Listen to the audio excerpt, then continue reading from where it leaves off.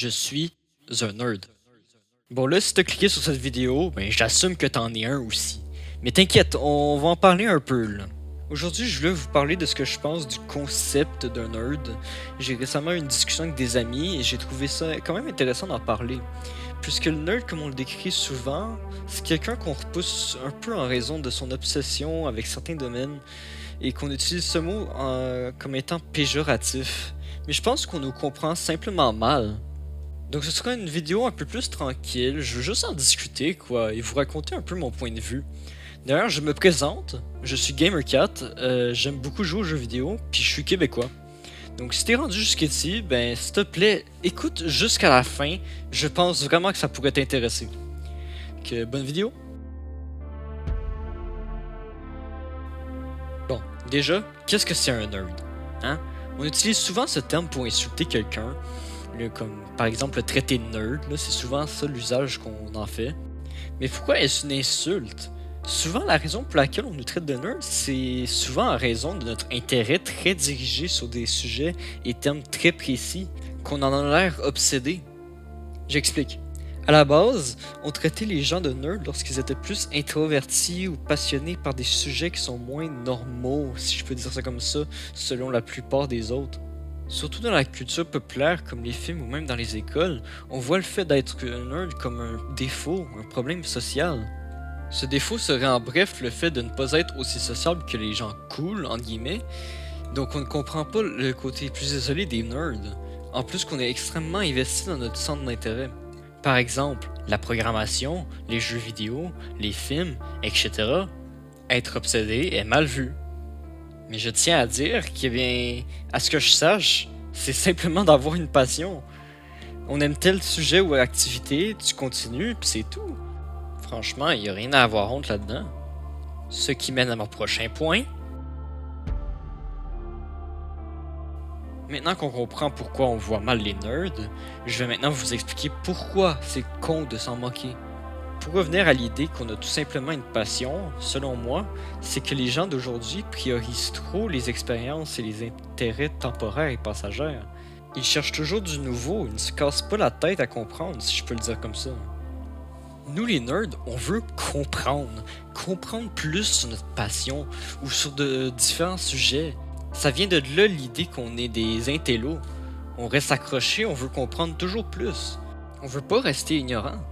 Moi puis des amis avons déjà entendu des gens dire qu'ils trouvent ça trop fatigant ou trop compliqué de réfléchir.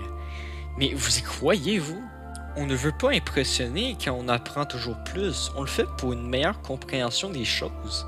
Et puis si tu dis que c'est trop fatigant de réfléchir, là, désolé, mais je te garantis que tu vas te faire manipuler un jour ou l'autre. Là.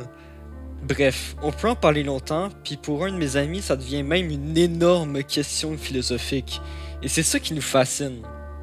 Fait que je vais skipper cette partie philosophique-là, parce que je suis pas trop chaud là-dessus. Mais je vais vous montrer maintenant pourquoi on devrait en être fier d'être un nerd. Et je vais vous montrer ça avec une analogie. Les nerds, c'est comme des mages noirs. Laissez-moi expliquer. Lorsque je discutais des nerds avec des amis, l'un d'eux, Van Helsing, a fait une très bonne analogie. Allez le voir sur YouTube d'ailleurs, c'est lui qui a fait la musique de cette vidéo. Il a dit que les nerds, ben c'est des mages noirs en fait. Les nerds sont des personnes qui sont plus à l'écart, dans leur coin, en train de faire des choses de nerd. Ce qu'ils font, personne ne le comprend. Ils pratiquent leurs propres recherches sur leurs intérêts pour créer des choses. C'est très semblable aux mages noirs. Ils sont dans leur grande tour, ils pratiquent leur magie que personne d'autre ne comprend. Et ils restent silencieux en plus, tout en mijotant de grandes choses. Je trouve que cette analogie amène à un point de vue quand même assez facile à comprendre. Dans le fond, nous les nerds, nous créons de grandes choses, nous avons peut-être l'air obsessifs, mais ça fait partie de notre nature curieuse et addictive. Tout en allant jusqu'à bâtir des univers. Vous voyez Star Wars, Harry Potter, Le Seigneur des Anneaux, tous ces films qui ont une vaste communauté très investie puisque ces univers sont remplis de mystères.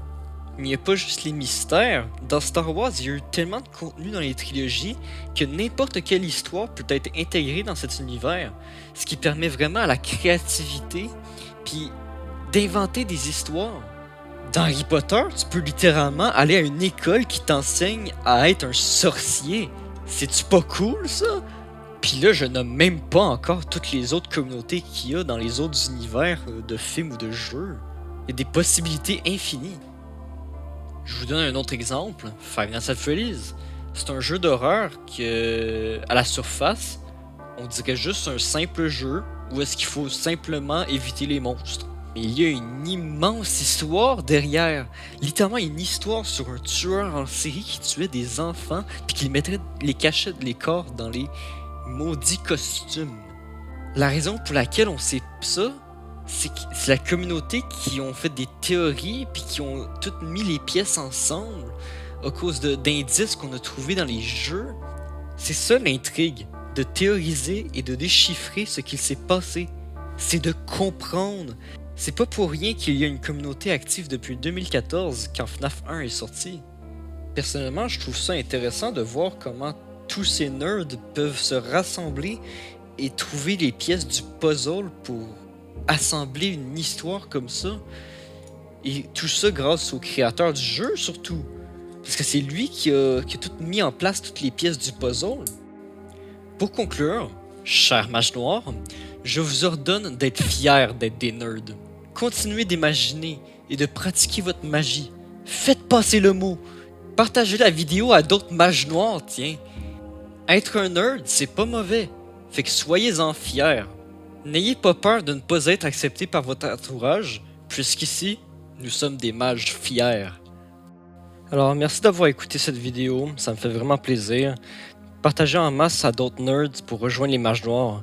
Mon ami puis moi, on espère vraiment qu'on puisse atteindre le plus de monde possible à cette communauté qui pourrait être bien le fun. Si vous êtes un bon nombre d'intéressés, je prévois faire quelque chose d'intéressant. Anyway, merci puis bonne journée.